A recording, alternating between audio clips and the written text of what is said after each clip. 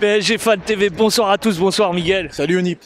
On en a parlé en direct, et étrangement, on a parlé de ce milieu qui fait beaucoup débat. T'avais sorti un petit milieu type, et comme par hasard ce soir, il l'aligne, et qu'est-ce qu'on a? 4 buts. Est-il étrange ce phénomène? Mais évidemment que non. Mercredi dernier, j'avais dit contre Nice l'incompatibilité du milieu dans la composition. Et bizarrement, tu mets un joueur qui se projette vers l'avant, Wijnaldum, qu'on a beaucoup vu ce soir. Gay dans le harcèlement des joueurs de Bruges. Et Verratti dans son meilleur rôle dans la conservation du ballon. Bizarrement, Messi, on l'a vu très impliqué ce soir. Mbappé, bon, fidèle à lui-même, mais Mbappé beaucoup plus en jambes que ces derniers matchs. Et Di Maria, très actif, beaucoup d'occasions. On marque 2 buts en même pas 10 minutes. Et même on marque un 3e but en fin de première mi-temps. Pour moi, c'est la réussite du milieu de terrain, la complémentarité entre les trois qui a permis un PSG beaucoup plus entreprenant, beaucoup plus haut et beaucoup plus pressant face à l'adversaire. Et j'ai vu Bruges paniquer en première mi-temps. Et comme par hasard, 3-0 à la mi-temps. Il n'y a pas de secret au football. C'est vrai que tu m'avais parlé dans une précédente vidéo d'un milieu incompatible.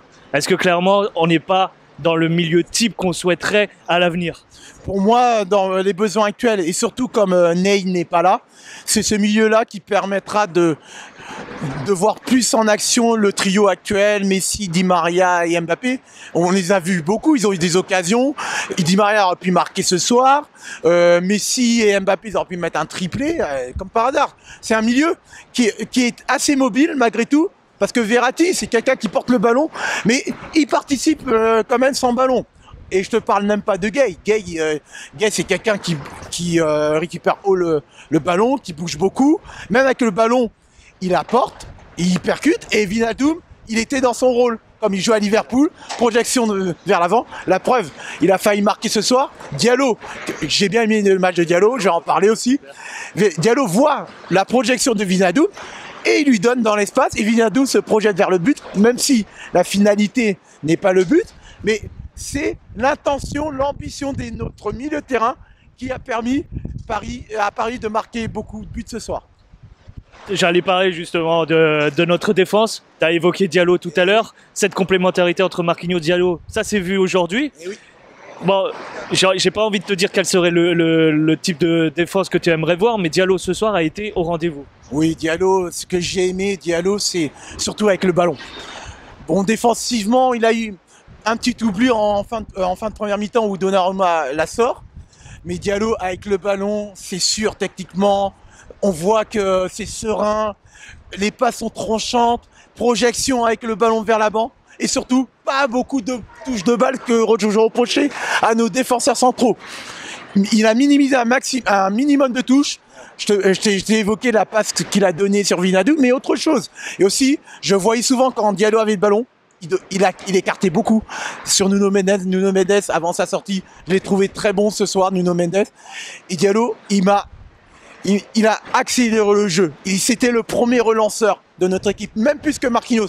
Marquinhos, il avait le ballon, il donnait à Diallo, et Diallo, c'était le premier relanceur. Et ça a permis un jeu plus fine et moins comment on dit, monotone, ronronnant, qui endorme la foule. Voilà.